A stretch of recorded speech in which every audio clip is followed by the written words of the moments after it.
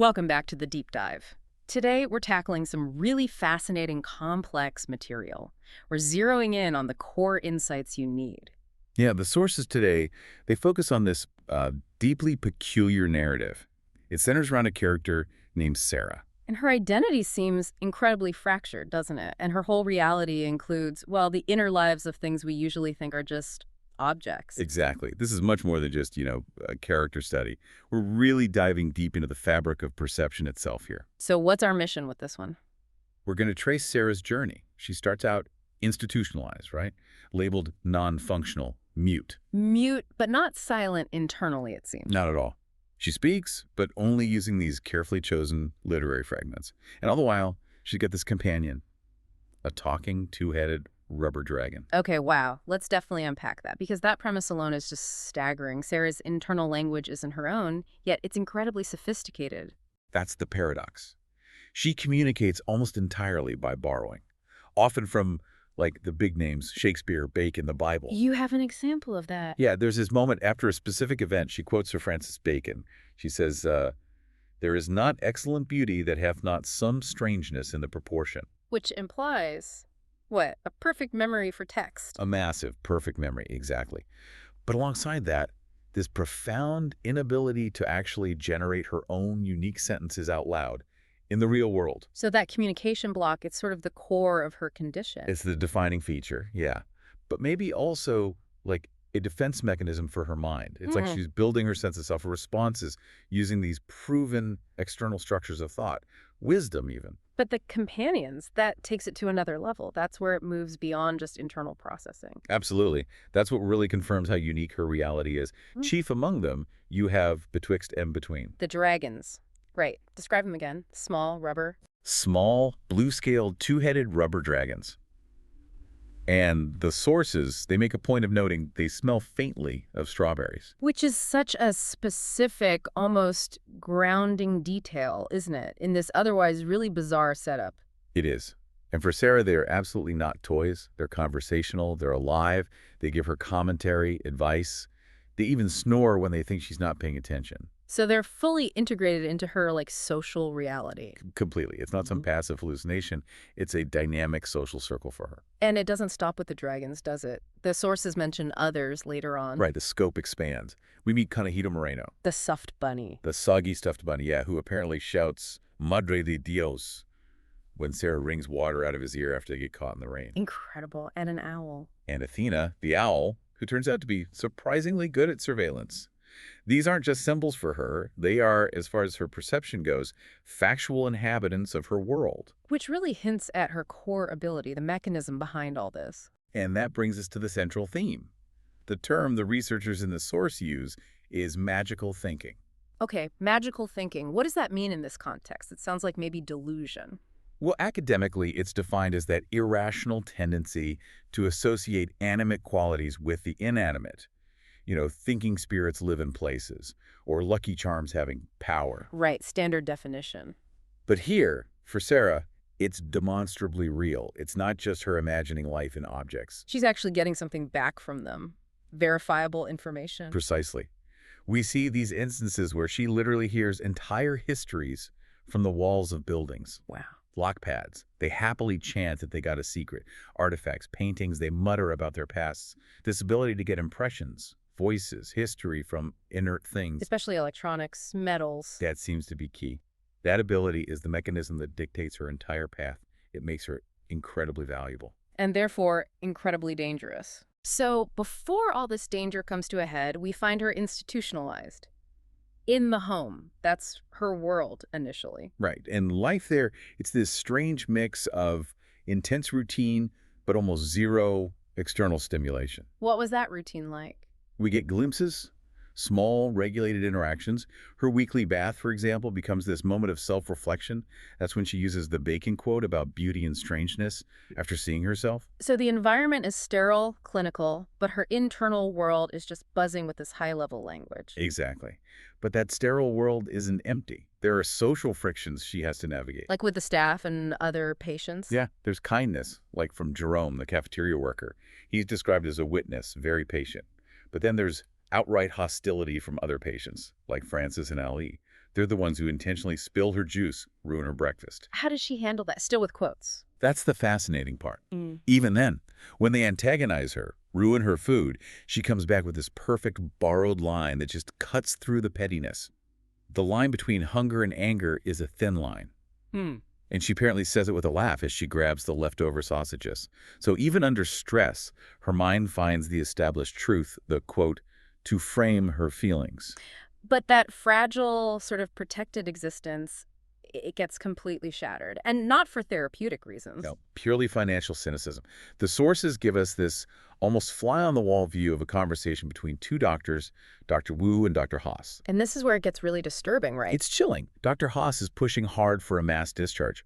Get rid of the quote-unquote functional patients like Sarah to make room for the completely non-functional ones. And the reason is just money. Purely economics. Yeah. Dr. Wu actually argues against it. He says patients like Sarah are not fit for mainstream society, that the simple tasks they do inside are already obsolete, done by machines. But Haas isn't having it. No. And we find out later she has her own reasons for wanting Sarah out. But in this meeting, she just dismisses all the ethical points. She keeps this measured, reasonable tone, but the text mentions her smile turns predatory. And her justification is just brutal. Cost is the bottom line here. That's the quote. Crystal clear.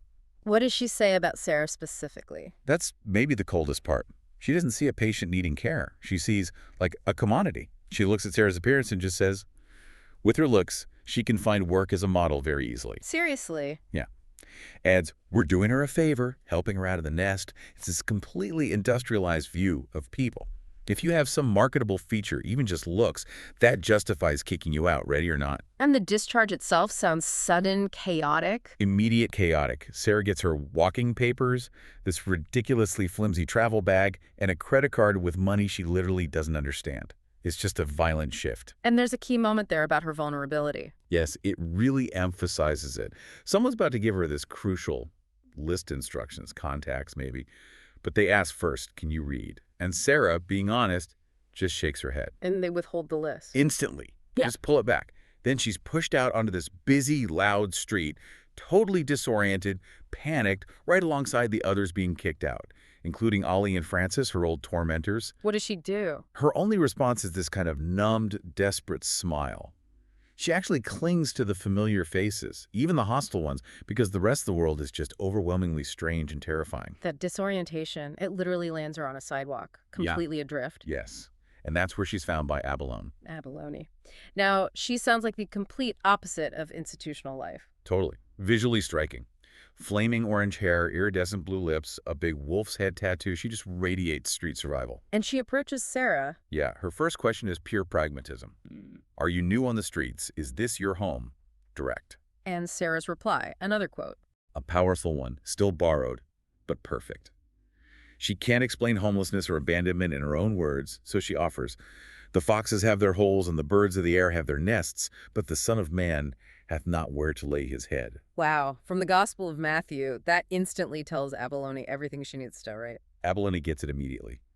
That shared understanding, that recognition of utter displacement becomes the bridge. It leads Sarah into the next phase of her life, joining the jungle. The jungle. This is the community of homeless youth. Describe that place. It's this incredible space. A former industrial site looks like a huge cylindrical metal room, maybe an old chemical tank, welded metal walls. But inside, it's this dense web of heavy ropes, cables, hammocks, dozens of kids living there. So industrial shell, but chaotic, makeshift living inside. A real contrast. Exactly. And it's not just chaos, it's structured, ruled by someone called Head Wolf. Head Wolf. And he really leans into that metaphor. Explicitly. Encourages the pack idea, enforces order through a very clear absolute code. The law of the jungle. Taken straight from Kipling. Straight from Kipling. And Sarah, with that perfect recall, she hears it once and instantly memorizes it, recites it flawlessly for the whole pack. What's the line? Now, this is the law of the jungle, as old and as true as the sky. And the wolf that shall keep it may prosper, but the wolf that shall break it must die. And that impresses them. Big time. Earns her this chorus of yips and barks and howls, their version of applause. It basically secures her spot, potentially. Because membership isn't free, right? There are rules. Definitely. The community runs on contribution. Everyone has to support their own needs and give a payment to Head Wolf. That covers necessities, bribes for cops, rewards, security. What about new members like Sarah? Newbies get carried by the pack for a week, a grace period. After that, you have to pull your weight, demonstrate your function. And Abalone is definitely functional. What's her specific skill? Her survival craft is seriously sophisticated. It's totally modern. She's not just smashing windows or jimmying locks. She's into high-tech vehicle theft. High tech. Now, She gets the evolution of crime. She says it flat out. The days of hot wire and go are gone. Today, more than half the theft takes place in a computer. so she's a hacker. Essentially, yeah. Yeah. And her method requires this whole transformation. To operate in the mainstream world, Abalone becomes Abby Shane. Abby Shane. Yeah, cleans off the blue lipstick, covers the tattoo, puts on a wig, a business suit, carries a notebook computer. She calls it her tappity tap. And uses that for? Digital forgery, identity theft. She doesn't just steal the car. She digitally alters the ownership records until, legally, on paper, she owns the car. Then she can just walk in and drive it away. That's ingenious. And it makes her invisible in that world. Exactly, the world that probably rejected her before. How does Sarah fit into this initially? At first, she's just observing, serving as a lookout while Abalone does her thing. And for Sarah, that mainstream world, it's terrifying. All the noise, the movement, it's frightening and threatening. Then her dragon helps her cope. Her little dragon, betwixt and between, becomes her only comfort out there during those moments of intense isolation and fear. But she eventually moves beyond just lookout duty. Yeah, her initiation is pretty structured. First, she graduates from basic cub walks, learning the ropes, literally, Yeah. mastering the complex system of ropes and pulleys they use to navigate the vertical space inside the tank, the heights. And then her first real heist. Abalone preps her carefully, gives her a model control panel from a similar car to practice on, gets her a disguise ash blonde wig, tidy jumpsuit, an executive look. What's Sarah's role in the actual heist? The crucial part. Abalone handles the digital side, buys the car. Sarah's job is to get in and drive it away cleanly. But the practice model, it doesn't quite work out. No, the real car's dashboard is totally different. Unfamiliar. She can't find the start button. The acceleration shifts. It looked like the whole thing's about to fall apart right there. Panic time. Huge panic. But this is a moment. The first real-world test of her actual ability. Magical thinking meets high-end electronics. What happens? She's lost, can't figure it out, but then she touches the steering crescent. And she hears perception chimes.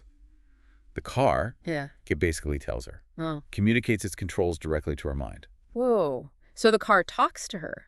In its own way, yes. Yeah.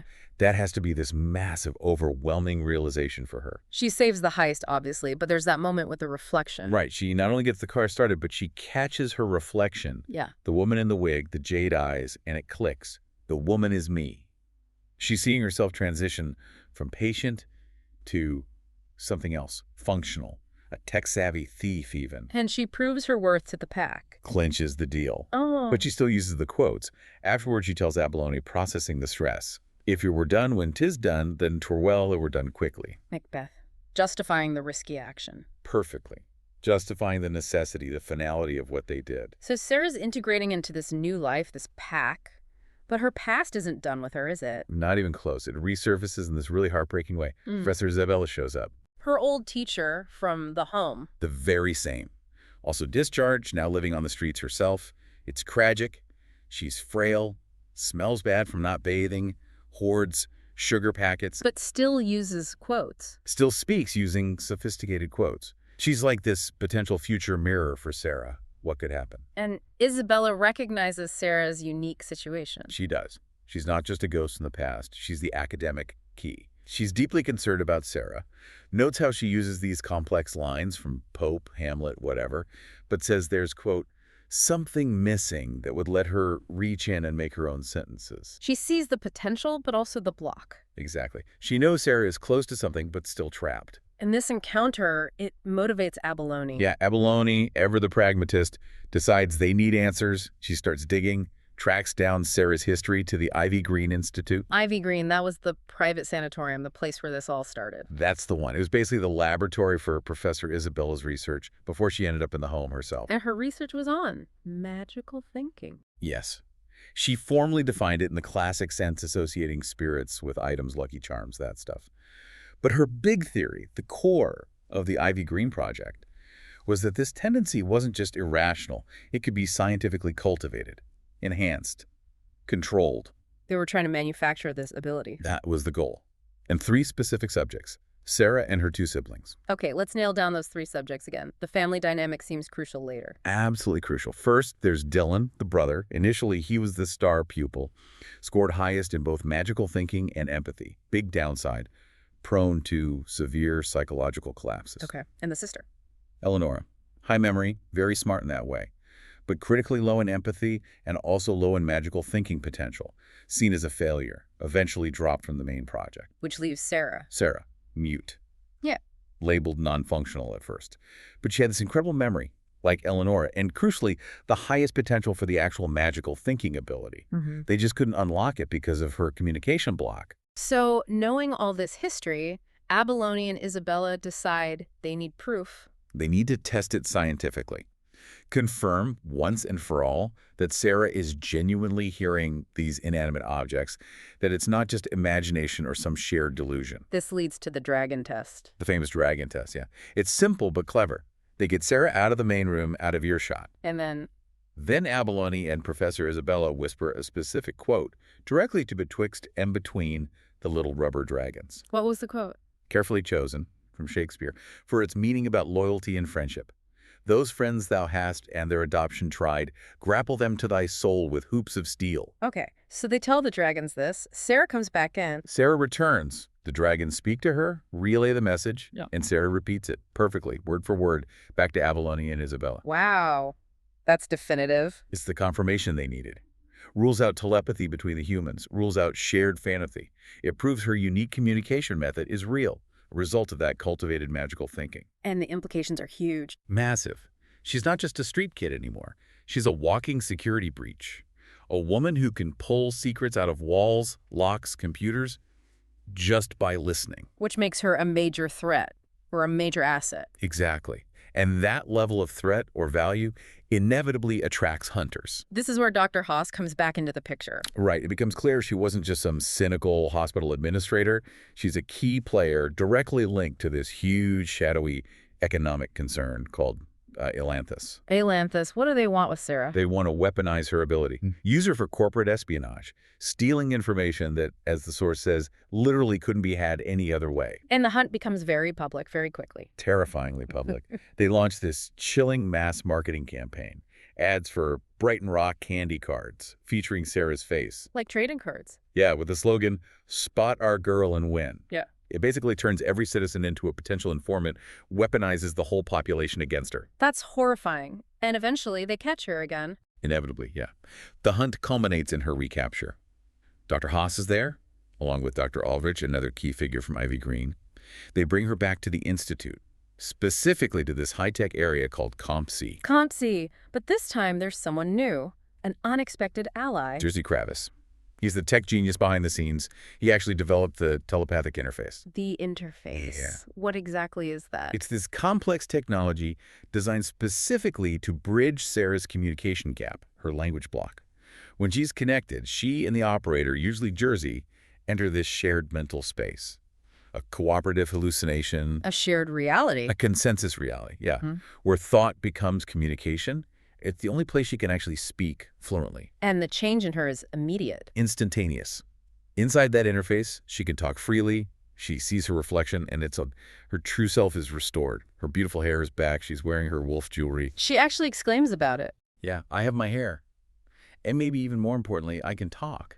It's this moment of realizing her own agency, her own voice for the first time. What does this shared reality look like? It often defaults to a familiar space for the operator, so maybe Jerzy's sitting room. Or sometimes it shifts to Sarah's current comfort zone, like the jungle environment. But there's a dark side to this tech. Oh, definitely. Control, addiction. Jerzy, while he's her ally, he's kind of trapped by his own creation, too. And he warns Sarah that Dr. Haas Eleonora really is deliberately upping her dosage for the interface sessions, Trying to get her hooked. trying to make her addicted to that feeling of fluency, just like they apparently did with her brother Dylan. And this is where the truth about Dylan comes out, the full story. Yes. Inside the safety of the interface, Jerzy reveals the horrifying truth. Dylan didn't just die in an accident. He killed himself. Why? Eleonora. Knowing how sensitive Dylan was, how much his empathy connected him to the consequences of their work. She showed him how the information he was extracting via the interface was being used for evil, basically corporate theft, sabotage, causing real harm. And Dylan couldn't handle it. Couldn't live with it. He drank corrosive cleaner and the poison.